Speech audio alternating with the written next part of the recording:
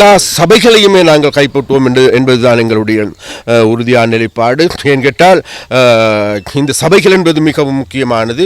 என்ற உள்ளூராட்சி மட்டத்திலான வேலைகள் செய்ய எடுக்க வேண்டும். அதே போன்று எங்களுக்கு எல்லோருக்குமே தெரியும், இன்றைக்கு மத்திய அரசாங்கத்தால் ஒதுக்கப்படுகின்ற நிதிகளையும் நல்ல முறையில் கண்காணிக்க வேண்டிய தேவையும் இருக்கின்றது.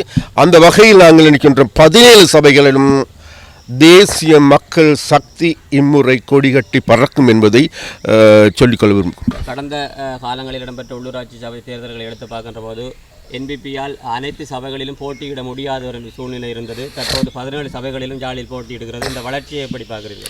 நிச்சயமாக இது எங்களுக்கு தெரியும். கடந்த தேர்தல் என்பது மிகவும் சிக்கலான ஒரு காலகட்டத்தில் வந்திருந்தது என்பது எல்லோருக்குமே தெரியும். அதன் பொழுது நாங்கள் தெரிவு செய்யப்பட்ட பிரதேசங்களில் மாத்திரமே போட்டியிட்டு இருந்தோம்.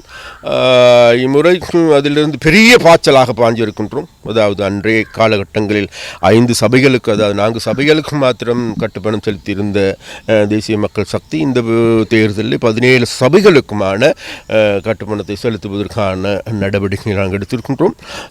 அந்த வகையில் பெரிய மாற்றம். என்கிட்ட அந்த மாற்றத்தை மக்கள் தந்திருக்கின்றார்கள். யாழ் மாவட்ட மக்கள் எங்களை நம்புகின்றார்கள். அப்போ அதனால் அந்த நம்பிக்கையின் அடிப்படையிலேயே இந்த வளர்ச்சி. அதனால் அந்த நம்பிக்கைக்கு, மக்கள் எங்கள் மீது வைத்த நம்பிக்கைக்கு கடுகளவேனும் துரோகம் செய்ய மாட்டோம் என்பதை நாங்கள் மக்களுக்கு உறுதியளிக்கின்றோம்.